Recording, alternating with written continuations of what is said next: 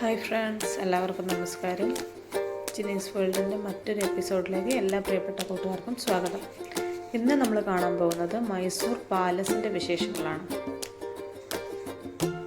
Mysore palace കേരളത്തിൻ്റെ വളരെ അടുത്ത സംസ്ഥാനമായ കർണാടകത്തിലെ സാംസ്കാരിക നഗരം എന്നറിയപ്പെടുന്ന മൈസൂരിലെ മൈസൂർ പാലസിലേക്കാണ് നമ്മൾ യാത്ര പോയിരിക്കുന്നത്. രാവിലെ 10 മണിക്കാണ് മൈസൂർ പാലസ് തുറക്കുന്നത്. അപ്പോൾ ഇതുവരെ തുറന്നിട്ടില്ല. നമ്മൾ 10 മണിക്ക് മുന്നേ അവിടെ എത്തി.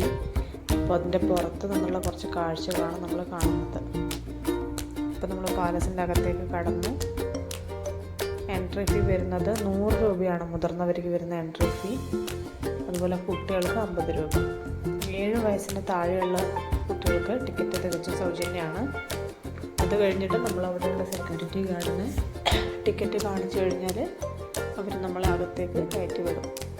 ചെരുപ്പ് അകത്തോട്ട് കൊണ്ടുപോകാൻ പറ്റില്ല. അപ്പോൾ അവിടെ ചെരുപ്പ് വെക്കാനൊരു കൗണ്ടറും കാര്യങ്ങളൊക്കെ ഉണ്ട്. അവിടെ ചെരുപ്പ് വെച്ച് അതിനുശേഷം സെക്യൂരിറ്റി ചെക്കിംഗ് ഉണ്ട്. സെക്യൂരിറ്റി ചെക്കിങ് കൂടി കഴിഞ്ഞിട്ടാണ് നമ്മൾ പാലസിൻ്റെ അകത്തേക്ക് കടക്കുന്നത്. വളരെ മനോഹരമായ വാസ്തുവിദ്യയാണ്. പൂർണ്ണമായും മാർബിളിലാണ് പണി കഴിച്ചിരിക്കുന്നത്. അപ്പോൾ നമുക്ക് പാലസിൻ്റെ കുറച്ച് ദൃശ്യങ്ങൾ കാണാം.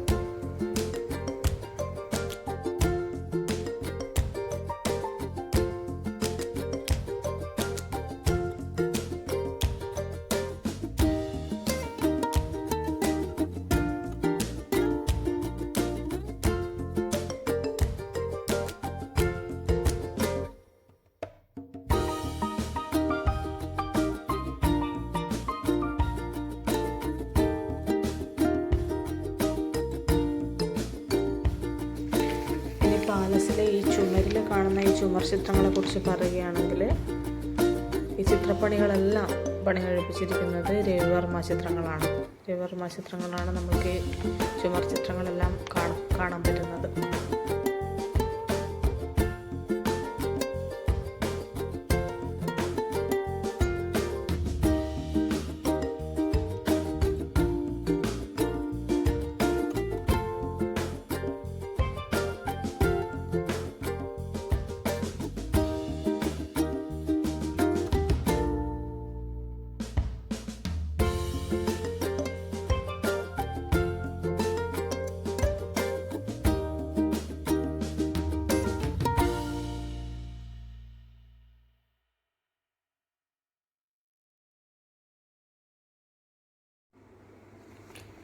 മൈസൂർ പാലസിൻ്റെ കുറച്ച് ചരിത്രം എന്തൊക്കെയാണെന്ന് നമുക്കറിയാം. അതിൽ പ്രധാനമായിട്ടും പറയുന്നത്, മൈസൂർ പാലസിന് മറ്റൊരു പേര് കൂടിയുണ്ട്. ആംബാവിലാസ് പാലസ് എന്നുകൂടി പ്രാദേശികമായി മൈസൂർ പാലസ് അറിയപ്പെടുന്നുണ്ട്.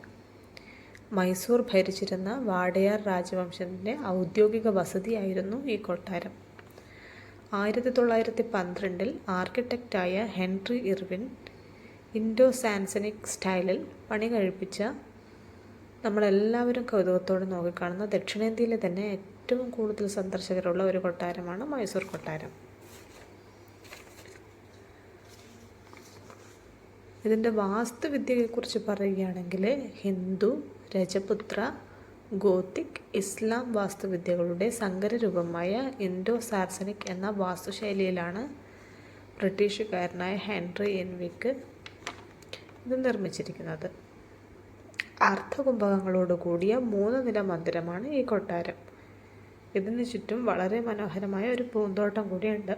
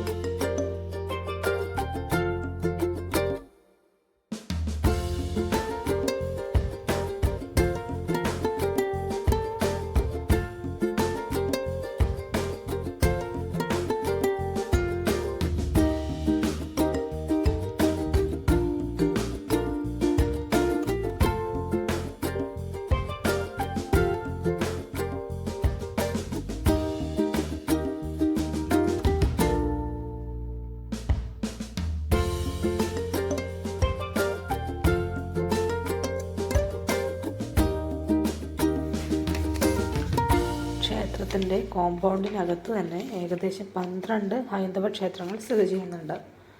അതിൽ ഏറ്റവും പ്രധാനമായ ക്ഷേത്രങ്ങൾ സോമേശ്വര ക്ഷേത്രം, ലക്ഷ്മി നാരായണ ക്ഷേത്രം, ശ്വേതവരാഹസ്വാമി ക്ഷേത്രം എന്നിവയാണ്.